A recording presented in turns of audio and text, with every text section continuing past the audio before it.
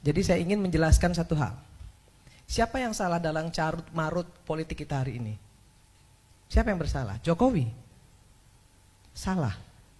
Partai politik lebih salah lagi.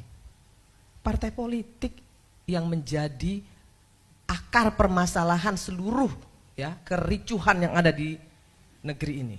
Kenapa? Pragmatis. Nggak ada yang nggak pragmatis. Semua partai politik korupsi. Betul nggak?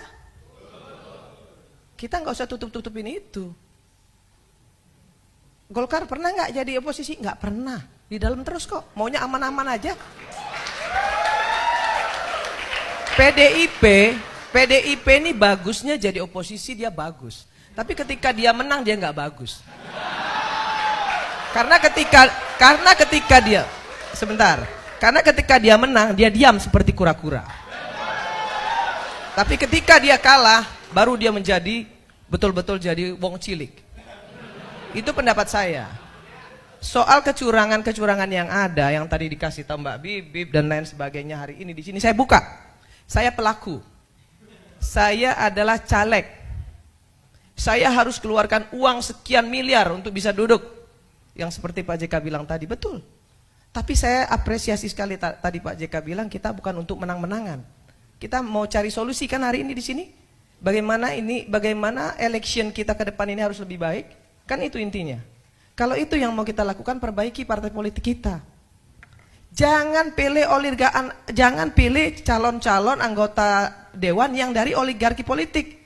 Jangan endorse pengusaha-pengusaha kotor untuk masuk di parlemen. Jangan endorse pelecehan seksual, pecandu narkoba, koruptor, masuk semua. Semua kenapa? Semua karena mengejar elektoral 4%. Siapapun yang bisa bawa kursi silakan masuk. Asal bisa bawa kursi, itu yang merusak Pak JK.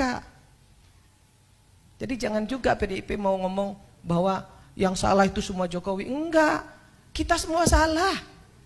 Saya sebagai orang partai politik, saya sebagai salah satu pimpinan di Nasdem, saya bilang partai politik yang paling salah.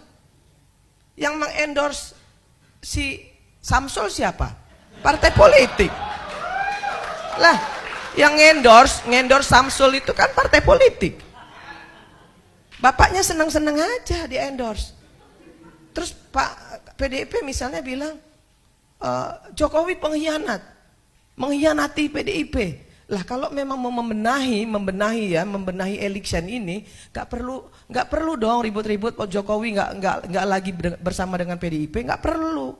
Cuek aja, PDIP juga bisa kok. Kan itu harusnya. Tapi kan PDIP ribut. Kenapa Jokowi minggat dari PDIP? Kan itu adik-adikku.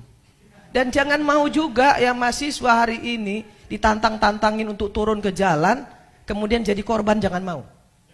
Belalah harkat martabat rakyat. Anda semua adik-adikku, anak-anakku, berdiri di depan untuk rakyat. Bukan untuk partai politik. Bukan untuk partai politik. Bukan untuk kekuasaan, nggak usah. Ada satu yang ingin saya sampaikan. Pemerintah yang absolut, terlalu absolut, dia pasti diktator. Maka kemudian harus ada oposisi. Harus ada, wajib. Kalau nggak ada oposisi, pemerintah itu jadi diktator. Maka harus ada oposisi. Tapi apa yang terjadi? Oposisi di Indonesia ini banci semua. Kenapa saya bilang banci? Orang masih melempar batu sembunyi tangan kok. Masih ngemis-ngemis kok dari pemerintah. Banci. Jadi kalau kita sekarang mau mengatakan diri kita yang paling benar, no, gak ada yang benar hari ini. Ayo kita beresin. Dari mana dimulainya? Dari DPR. DPR ini biangnya nih, ya. Yang namanya undang-undang itu produknya dibikin oleh DPR sama pemerintah. Bukan cuma pemerintah, DPR juga. Nah kenapa undang-undangnya semuanya DPR-nya ikut-ikut semua mengesahkan? Bansos disahkan oleh PDIP. IKN disahkan oleh PDIP. Dan seluruh partai koalisi ikut tanda tangan. Kok sekarang ribut-ribut? Kan nggak perlu. Apa yang harus kita lakukan anak-anakku semua? kita benerin. Ya, jangan endorse partai politik tuh, jangan endorse lah. Nah, beliau nih lo endorse. Ya, endorse Valina Sinka, Profesor Valina Sinka. Endorse untuk menjadi anggota DPR. Ya, jangan endorse orang yang sudah cacat moral, udah melakukan pelecehan seksual, masih bisa jadi anggota DPR. Pecandu narkoba menang. Menang, suara terbanyak. Gila gak? Di dapil saya nih sekarang hari ini, kalau dikatakan pemilu ini curang, semua partai politik curang. Kenapa? Loh, nggak ada yang nggak curang, bos.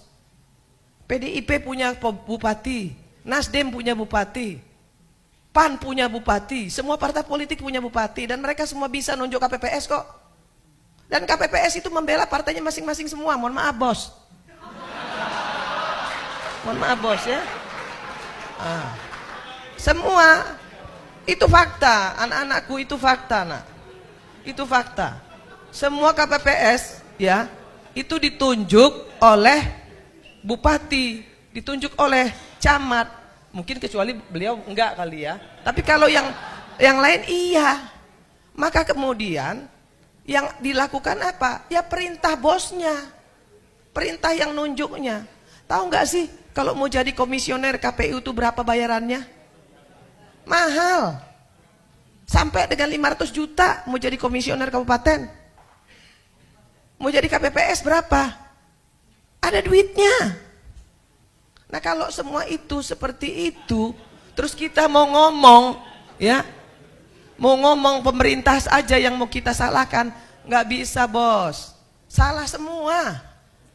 Jokowi bisa sekuat ini, kenapa? Karena partai politiknya korup. Karena partai politiknya bisa disogok. Karena partai politiknya bisa dikuasai. Makanya jadi hebat. Coba kalau partai politiknya nggak pragmatis. Coba kalau partai politiknya nggak korup, nggak bakal bisa digenggam sama Jokowi. Siapa dia? Tapi apakah kita harus membenahi ini? Harus.